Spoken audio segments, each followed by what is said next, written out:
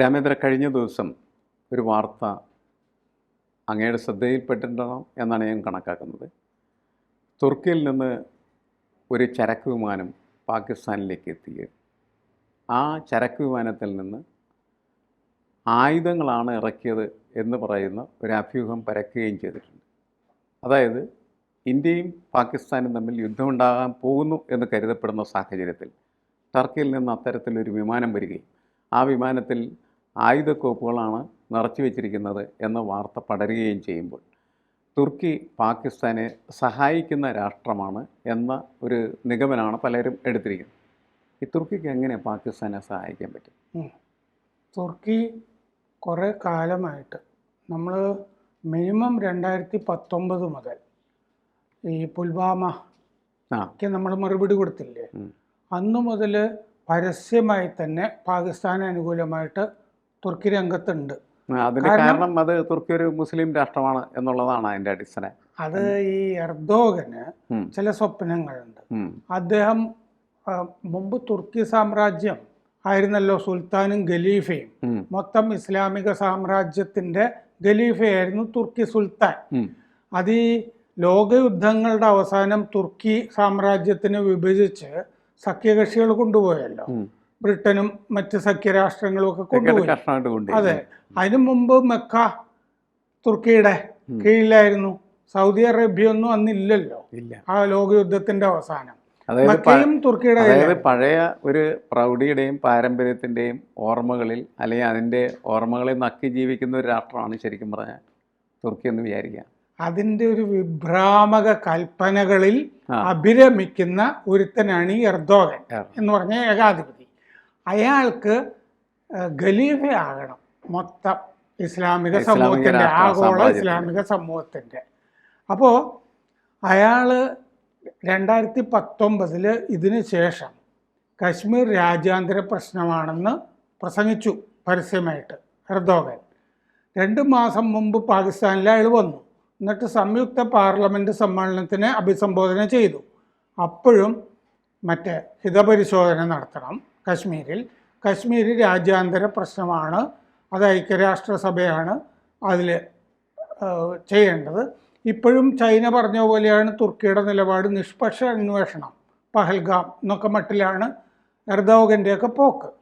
അപ്പോൾ ഈ പറഞ്ഞ പോലെ ആയുധവുമായിട്ട് തുർക്കിയിൽ നിന്ന് വിമാനം വന്നു എന്ന് കേട്ടാൽ അത്ഭുതപ്പെടേണ്ടതില്ല. കാരണം തുർക്കിയുമായിട്ട് ആയുധ കരാറുകൾ പാകിസ്ഥാനുണ്ട്. തുർക്കിയുടെ ബെറാക്ടർ എന്ന് പറഞ്ഞ ഡ്രോണുകൾ പാകിസ്ഥാൻ വാങ്ങിയിട്ടുണ്ട്. ഇതൊന്നും അല്ലാതെ ഈ തുർക്കി ഒരുപാട് ആയുധങ്ങൾ കൊടുത്തിട്ടുണ്ട്. അതിന് കാരണം ഇപ്പം തുർക്കിയുമായിട്ടാണ് ആയുധബന്ധം കൂടുതൽ പാകിസ്ഥാന്. അതിൻ്റെ കാരണം എന്താണെന്ന് വെച്ചാൽ ചൈനയിൽ നിന്ന് കിട്ടിയ ആയുധങ്ങൾ അതിന് ശേഷി പോരാ, എഫിഷ്യൻസി ഇല്ല, തല്ലിപ്പൊളി ആയുധങ്ങളാണ് കൊടുത്തിരിക്കുന്നത് എന്ന് പാകിസ്ഥാന് അനുഭവമുണ്ട്. 2021 കൊടുത്തൊരു പരിശീലന വിമാനം, യുദ്ധക്കപ്പലുകൾ, ഇതൊന്നും വേണ്ട പോലെ പ്രവർത്തിക്കുന്നില്ല എന്നുള്ളതൊരു വാസ്തവമാണ്. ചൈന പറ്റിച്ചതായിട്ടാണ് പാകിസ്ഥാൻ കരുതുന്നത്. പിന്നെ മിങ് ക്ലാസ് മുങ്ങിക്കപ്പലുകൾ കൊടുത്തിട്ടുണ്ട് ചൈന. ആ മുങ്ങിക്കപ്പലുകൾ പലതും ഗുണമില്ല എന്ന് തോന്നിയിട്ട് ഇനി ഉള്ള കരാറുകളിൽ വരാനുണ്ടല്ലോ പലതും, അത് ഹോൾഡ് ചെയ്തിരിക്കുകയാണ് പാകിസ്ഥാൻ. ഉടനെ ഒന്നും ഇങ്ങോട്ട് അയക്കണ്ട. അതായത് ഇപ്പോൾ കിട്ടിയിരിക്കുന്ന പ്രോഡക്റ്റ് വേണ്ടത്ര ക്വാളിറ്റി ഉള്ളതല്ലാത്തതിൻ്റെ പേരിൽ തുടർ നടപടികൾ വേണ്ട എന്ന് അവർ തീരുമാനിച്ചിരിക്കുന്നു. അതാണ് ചൈനയുടെ ചീപ്പായിട്ട് പല ഉൽപ്പന്നങ്ങളും നമ്മുടെ വിപണികളിലൊക്കെ കിട്ടില്ലേ. ഇത് ഗുണമൊന്നും ഉണ്ടാവുള്ളതായിരിക്കില്ല.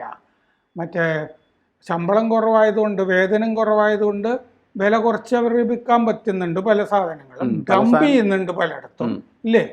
അങ്ങനെ ഇവർക്ക് വേണ്ടാത്ത യുദ്ധക്കപ്പൽ വരെ ചൈനീസ് പടക്കം പോലെയാണ് അവരുണ്ടാക്കണം എന്നർത്ഥം. അതായത് അവരുണ്ടാക്കി നോക്കി വന്നപ്പോൾ പരീക്ഷണത്തിൽ ഇത് തല്ലിപ്പൊളിയാണെന്ന് തോന്നിയിട്ടുണ്ടാവും. ഇത് ഉഗ്രൻ കപ്പലാണെന്ന് പറഞ്ഞിട്ട് പാകിസ്ഥാന്റെ തലക്ക് വെച്ചിട്ടുണ്ട്. പണ്ട് ഞാൻ ചോദിക്കുന്ന അവരുടെ കയ്യിലുള്ള യുദ്ധോപകരണങ്ങളൊക്കെ എങ്ങനെയായിരിക്കും? ഇന്ന് വരെ മോശമുള്ള സാധനമായിരിക്കും. ചൈനയ്ക്ക് അല്ലല്ല, ചൈനയുടെ നമ്മൾ നേരത്തെ ഈ ആണവ കാര്യങ്ങളെ പറ്റി ചർച്ച ചെയ്തപ്പോൾ കാനഡ കൊടുത്തിട്ടുണ്ട് എന്ന് പറഞ്ഞല്ലോ. ഈ ചൈനയിൽ നിന്ന് കിട്ടിയ കാര്യങ്ങളിലൊക്കെ സംശയാസ്പദമായിരിക്കും. അതുകൊണ്ട് ഇപ്പോൾ തുർക്കി അല്ല, അവർക്ക് F-16 F-15 തുടങ്ങിയ അമേരിക്കയിൽ നിന്നുള്ള വിമാനങ്ങളൊക്കെ നേരത്തെ ഈ അഫ്ഗാനിസ്ഥാനിൽ അമേരിക്ക ഉണ്ടായിരുന്നിടത്തോളം പാകിസ്ഥാനുമായിട്ട് നല്ല ബന്ധം ഉണ്ടായിരുന്നു. ആ കാലത്ത് നമുക്ക് തരാത്ത വിമാനങ്ങളൊക്കെ അമേരിക്ക പാകിസ്ഥാന് കൊടുക്കുന്നുണ്ടായിരുന്നു, അത്യാധുനികം. അപ്പോൾ ഈ വിമാനങ്ങളുടെ കാര്യത്തിലൊന്നും വലിയ ഈ അമേരിക്കയിൽ നിന്ന് കിട്ടിയിട്ടുള്ളത് എല്ലാം ചൈനയിൽ നിന്ന് മേടിക്കയിൽ നിന്ന് ആയിരുന്നില്ലല്ലോ. ഞാൻ പറയുന്നത് ഈ ഒരു യുദ്ധക്കപ്പലൊക്കെ ഉണ്ടാക്കി നോക്കിയപ്പോൾ ഇത് തല്ലിപ്പൊളിയാണെന്ന് മനസ്സിലായിട്ടുണ്ടാവും. എന്നാൽ പിന്നെ അത് കുറച്ച് വില കുറച്ചിട്ട് പാകിസ്ഥാൻ്റെ തലയ്ക്ക് വെക്കാം എന്ന് ചൈന കരുതിയിരിക്കാം. മുമ്പ് സുകുമാർ അഴീക്കോടിൻ്റെ ലോകം മുഴുവൻ ചുറ്റിക്കഴിഞ്ഞ മറ്റൊരു കാറ് മാധവക്കുട്ടിക്ക് കൊടുത്തു കഴിഞ്ഞപ്പോൾ മാധവക്കുട്ടി അതൊരു എൻ്റെ ഒരു പത്രപ്രവർത്തക സുഹൃത്തിന് വെറുതെ സമ്മാനമായിട്ട്, വിവാഹ സമ്മാനമായിട്ട് കൊടുത്തു. അത് ആദ്യ ഓട്ടത്തിൽ തന്നെ ഷെഹനായി തിയേറ്ററിന്റെ മുമ്പിൽ ബ്രേക്ക് ഡൗൺ ആയി, ട്രാഫിക് ബ്ലോക്ക് ഒക്കെ വന്നു. അതുപോലത്തെ ഒരു സംഭാവന ആയിരിക്കാം ഈ ചൈനീസ് കപ്പലിൽ എന്നാണ് പറയുന്നത്. അതായിരിക്കും അവർ ചെലവാക്കിയതിനേക്കാൾ കൂടുതൽ പൈസ പാകിസ്ഥാൻ്റെ നിന്നും മേടിച്ചിട്ടും ഉണ്ടാവും ചൈനയുടെ അനുഭവത്തിൽ. പാകിസ്ഥാൻ്റെ അനുഭവത്തിൽ ചൈനയിൽ നിന്നുള്ള ആയുധങ്ങളുടെ യുദ്ധക്കപ്പൽ ഉൾപ്പെടെയുള്ള മുങ്ങിക്കപ്പലുകൾ ഉൾപ്പെടെയുള്ള കാര്യത്തിലുള്ള അനുഭവം ഇതാണ്. അപ്പോൾ തുർക്കിക്ക് ഇപ്പോൾ ഇന്ത്യ സമുദ്രത്തിൽ സ്വാധീനം വേണം തുർക്കിക്ക്. അപ്പോൾ അവർ ഏഷ്യ എന്യൂ ഇനീഷ്യേറ്റീവ് എന്ന് പറഞ്ഞിട്ടൊരു പദ്ധതി തുടങ്ങിയിട്ടുണ്ട് തുർക്കി. അപ്പോൾ ഈ മേഖലയിലെ ഇസ്ലാമിക രാജ്യങ്ങളുമായിട്ടൊക്കെ വലിയ ചങ്ങാത്തത്തിലാണ് ഇപ്പോൾ ഈ ഇന്ത്യൻ ഉപഭൂഖണ്ഡം എന്ന് പറയുന്ന മേഖലയിൽ. അപ്പോൾ അടുത്ത കാലത്ത് ഈ മുയിസു മാലദ്വീപിൽ നിന്നുള്ള പ്രസിഡന്റ് പോയിരുന്നു തുർക്കിയിൽ. അപ്പോൾ തുർക്കി ഒരു യുദ്ധക്കപ്പൽ പഴയത് കയ്യിലുണ്ടായിരുന്നത് കൊടുക്കാമെന്ന് പറഞ്ഞിട്ടുണ്ട്, എത്തിയിട്ടില്ല. അപ്പോൾ ആ യുദ്ധക്കപ്പലിൻ്റെ കൂടെ തുർക്കിയുടെ വിദഗ്ധരും ഒക്കെ ഉണ്ടാവും. ഇവർക്ക് യുദ്ധക്കപ്പൽ, അവർക്ക് യുദ്ധം ചെയ്യേണ്ട കാര്യമില്ലല്ലോ. മാലദ്വീപിന് ചെറിയ രാജ്യമല്ലേ, ആർക്കെതിരെ യുദ്ധം ചെയ്യാനാണ്, ജയിക്കാൻ പോകുന്നില്ലല്ലോ. അപ്പോൾ ഒരു യുദ്ധക്കപ്പൽ അവിടെ പഴയതായത് കൊടുക്കാം എന്ന് പറഞ്ഞിട്ടുണ്ട്, ഡ്രോണുകൾ കൊടുക്കാം എന്നൊക്കെ പറഞ്ഞിട്ടുണ്ട്. മാലദ്വീപിന് ഒരു താവളം എന്നുള്ള നിലയ്ക്ക് ഇന്ത്യ സമുദ്രത്തിൽ തന്ത്രപ്രധാനമാണല്ലോ. അപ്പോൾ അതൊരു താവളമാക്കി മാറ്റണം എന്ന് തുർക്കിയും ആഗ്രഹിക്കുന്നുണ്ട് എർദോഗൻ. അപ്പോൾ ഇങ്ങനൊരു സംഭവവികാസം കൂടി കഴിഞ്ഞ ആഴ്ച ഉണ്ടായിട്ടുണ്ട്. തുർക്കിയിൽ നിന്ന് മാലദ്വീപിലും ശ്രദ്ധ കേന്ദ്രീകരിക്കുന്നുണ്ട്. അപ്പോൾ ഇന്ത്യക്ക് തുർക്കിയുടെ ഒരു അപ്രഖ്യാപിത നിരോധനം ഇന്ത്യയുടെ മുകളിൽ ഉണ്ടായതായിട്ട് അടുത്ത കാലത്ത് റിപ്പോർട്ട് വന്നിട്ടുണ്ട്. അതെന്താണെന്ന് വെച്ചാൽ 2024 July 10 foreign affairs committee meeting ഉണ്ടായിരുന്നു, ഇന്ത്യ കൂടി പങ്കെടുക്കുന്ന. അതിൽ വെച്ചിട്ട് തുർക്കിയുടെ ആയുധം വാങ്ങലൊക്കെ തീരുമാനിക്കുന്ന ഒരു സ്ഥാപനമുണ്ട്, presidency of defence industries.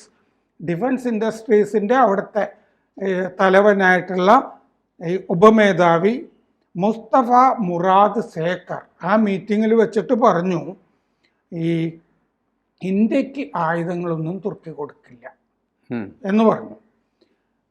Presidency of defence ഇൻഡസ്ട്രീസിൻ്റെ ഈ മേധാവിയായിട്ടുള്ള ആൾ വെളിപ്പെടുത്തി. അപ്പോഴാണ് അറിയുന്നത് തുർക്കിയുടെ ഒരു അപ്രഖ്യാപിത ബാൻ ഇന്ത്യയുടെ മുകളിലുണ്ടെന്ന്. ഇന്ത്യക്ക് തരില്ല, ഇന്ത്യയുടെ അയലത്തൊക്കെ കൊടുക്കും, ഇസ്ലാമിക രാജ്യങ്ങളൊക്കെ ഉണ്ടെങ്കിൽ. ചൈനീസ് ആയുധം യുദ്ധത്തിൽ, ചൈനയുടെ ആയുധങ്ങൾക്ക് വേറൊരു പ്രശ്നമുണ്ട്, അതിൻ്റെ കഴിവ് യുദ്ധങ്ങളിലൊന്നും തെളിയിച്ചിട്ടില്ല. ചൈന ആരുമായിട്ട് യുദ്ധമൊന്നും ചെയ്തിട്ടില്ലല്ലോ അടുത്ത കാലത്ത്. പക്ഷെ തുർക്കിയുടെ കാര്യം മറിച്ചാൽ തുർക്കിയുടെ ഡ്രോണുകൾ, മിസൈലുകളൊക്കെ ഉക്രൈൻ യുദ്ധത്തിലൊക്കെ ശേഷി തെളിയിച്ചിട്ടുണ്ട്, ഈ ബൈറാക്ടർ ഡ്രോണുകളും ഒക്കെ. പിന്നെ അസർബൈജാന് കൊടുത്തിട്ടുണ്ട്. അപ്പോൾ അസർബൈജാനും അർമീനിയയുമായിട്ട് നിരന്തര യുദ്ധമാണ്. അങ്ങനെയും തുർക്കിയുടെ ആയുധങ്ങൾക്ക് വിപണിയുണ്ട്, വിപണി കിട്ടുന്നുണ്ട് തുർക്കിയുടെ ആയുധങ്ങൾക്ക്. അപ്പോൾ തുർക്കി അസർബൈജാൻ യുക്രൈനിലുമൊക്കെ തെളിച്ചു. പാകിസ്ഥാന് ഒരു സൈബർ ഫോഴ്സ് ഉണ്ടാക്കി കൊടുത്തിട്ടുണ്ട് തുർക്കി. എന്താണെന്ന് വെച്ച് കഴിഞ്ഞാൽ സൗത്ത് ഈസ്റ്റ് ഏഷ്യയിലെ മുസ്ലിങ്ങളെ സ്വാധീനിക്കുക. അപ്പോൾ ഈ ഫേസ്ബുക്ക് പോസ്റ്റ് ഇങ്ങനത്തെ സാധനങ്ങളൊക്കെ ഇടുക. പാകിസ്ഥാൻ ഗംഭീരമാണ്.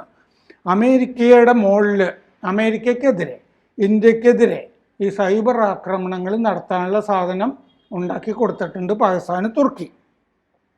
അപ്പോൾ രാജ്യാന്തര വിമർശനങ്ങളിൽ നിന്ന് പാകിസ്ഥാനെ പൊതിഞ്ഞു പിടിക്കുക എന്നുള്ള പരിപാടി തുർക്കിയാണ് നേതൃത്വം വഹിക്കുന്നത്.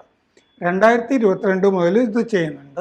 ബംഗ്ലാദേശിലും തുർക്കി കയറി പണിയുന്നുണ്ട്, 2022 മുതൽ ആയുധങ്ങൾക്കൊക്കെ കരാറുണ്ട്, പ്രൊപ്പഗൻഡയും ബംഗ്ലാദേശിന് വേണ്ടി ചെയ്യുന്നുണ്ട്.